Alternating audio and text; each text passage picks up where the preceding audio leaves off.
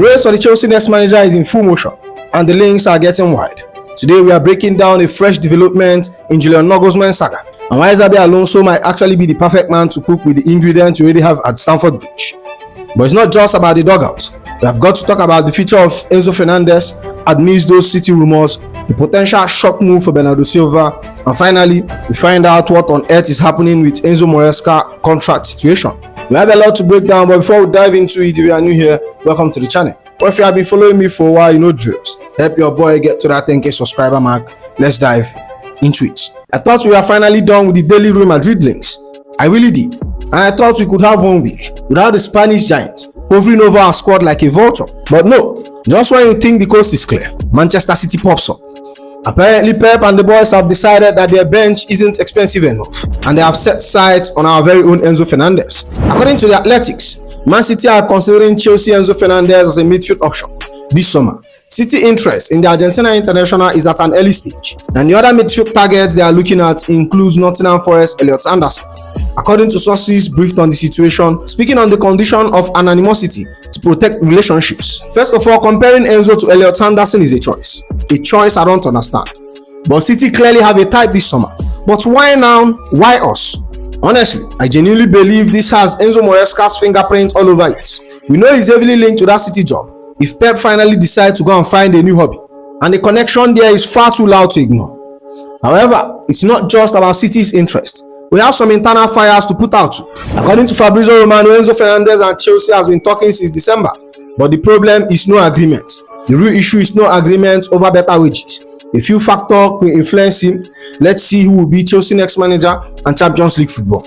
So we are back to the wait and see game. We are sitting here wondering who is going to be leading us out from the dugout next season. Meanwhile, Enzo Fernandez is looking at his paycheck, and they're looking at the Champions League logo on his TV like a long-lost relative. Fabrizio doubled down on the City interest. Enzo Fernandez has been discussed internally at Man City, but they have different other top targets like Elliot Anderson, and Tonali is appreciated. They made checks on Enzo before, no negotiation. If they miss out on other targets, they might look at him as an opportunity. An opportunity, that is what we are now. A clearance rank for the treble winners? I don't think so. But here's the kicker, and this is the part that should keep us all up at night. It all boils down to leadership. If we don't get the managerial appointment right, we might as well start driving the bus to the airport ourselves. Fabrizio Romano also mentioned on his YouTube channel, let's see who is going to be Chelsea manager, because Chelsea manager could be very important point to understand if Enzo Fernandez stays at Chelsea or maybe could ask to leave the club in the summer. My message to the owners is simple: put your money where your mouth is. We were promised the project. We were promised the best talent in the world will be the foundation for the new era. Well, Enzo is that foundation. You can't talk about long-term vision and then let one of our most gifted technical players slide over to a direct rival because we couldn't agree a wage pump, or because the dugout has been a revolving door. We need stability. We need a manager who knows how to use it. And frankly, we need to show Enzo that his future is big. And I don't mean Manchester kind. But moving on, if you thought the Enzo Fernandez situation is the only thing linking us to Etihad, then think again.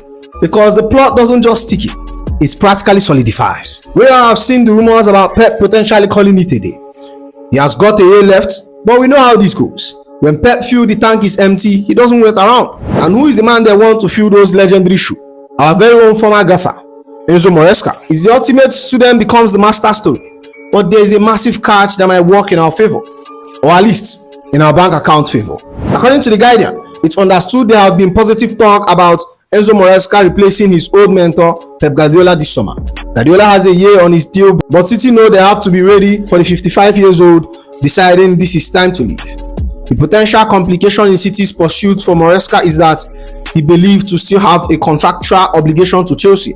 He is understood to have walked away under contracts with 3.5 years on the deal, plus a club option of a further year. We all know the shock when he walked away at the start of the year. It left us in a spin, and let's be honest, we have been unraveling ever since. But while he might have left the building legally, he still has ties with us. He walked out on a massive deal that could still have 3.5 years to run, plus that extra option. So if City wants him to be the heir to Pep's throne, they aren't just going to convince Enzo. They are going to deal with us. I find it fascinating, don't you? City are looking at our best midfielder in Enzo Fernandez, and they are looking at our former manager to lead them. It's like they looked at our project and decided, yeah, we have the parts. but we will build it better. But here is the reality. Maresca left us in a lurch. He guided us back to Champions League, won us the Conference League and the Club World Cup. Then he vanished when things got rocky with the board. Now he's the leading candidate for the biggest job in the world. If this happens, the owners better not play nice. City wants a man that owns us time on contracts. They need to pay up. We have seen enough of the instability since he left. Just ask Marco Kurela or Enzo Fernandez. Both has admitted his exit hurt the squad. We are at a crossroad. We are searching for a new manager ourselves after the Leon Rossini experiment ended so quickly. And meanwhile, our ex is flirting with the champions. We aren't just talking about City looking at our players anymore. We are looking at theirs. And it's not just any player. A legend. Reports coming from Bailey, Chelsea and Arsenal have sounded out over a shock move for Manchester City icon Bernardo Silva. He's said to reject any move outside Europe. Bernardo Silva in Chelsea blue in 2026. Just let that sink in for a second. We are talking about a man who has won everything there is to win. And while he's 31 now, he hasn't slowed down. He just leveled up his IQ. I've been looking at the report from 2025-2026 season. He's transformed into a refined, high IQ tactical floor raiser. He's not just a workhorse winger anymore. He has been playing in a double pivot with Rodri, averaging a 91% pass completion rate. He's the ultimate security blanket. And if we look at how he fits us, it's almost too perfect. Whether we are sticking to that structured positional play or moving into a new era, Bernardo is a hybrid solution that we have been screaming for. Of course, it's never as simple with us. There are hurdles. He's on roughly 300k a week, and that's a massive hit to the youth first salary cap the owners love to talk about. We know he's often looked at the sun in Spain or a return to Benfica. But here is my verdict. Bernardo Silva doesn't just suit us, he fixes us. He's the director on the pitch that brings the gap between raw talent and winning football. If you can convince him London is the place to be, he becomes a tactical floor raiser that turns this project from a maybe into a definitely. If the owners are listening, I want you to show us that you are serious about winning now. This is the move. Go and get the man who knows how to win. But moving on, and I'll be honest with you, since Leon Rossini was sacked, the link has gone through the roof. It's like the board is playing a high-stake game of managerial bingo. We have seen names like Andoni Areola, who is doing wonders at Bournemouth, and even Cesc Fabregas, which would be a romantic return to say the least. But today the deck have shifted again. We have got new names on the radar and some dream targets that feels like they are out of reach. First up is a name that might sound new to some of you, but the groundwork is already being laid. According to Bailey, Matthias Jaissle has emerged on Chelsea's radar as club continue their detailed search for a new manager. Groundwork already being carried out on the highly rated German coach. Jaissle is that modern tactician, the type the owner seems to crave. He's young, he's got that Red Bull style pedigree. He's currently out in Saudi Arabia with Al Hilal. He's been compared to Julian Nagelsmann, but it's quick to say he's his own man. But speaking of Nagelsmann, he's still the name that keeps every Chelsea fan awake at night. But as much as we might want him, it's not exactly straightforward. As reported by Bailey, Chelsea are yet to make contact with Julian Nagelsmann representative and still hope to present their project to him, as much as he remains a dream target rather than a straightforward appointment. A dream target? I feel like I have heard that before. We are essentially standing outside his window with a boombox hoping he will notice us, but we haven't actually knocked on the door yet.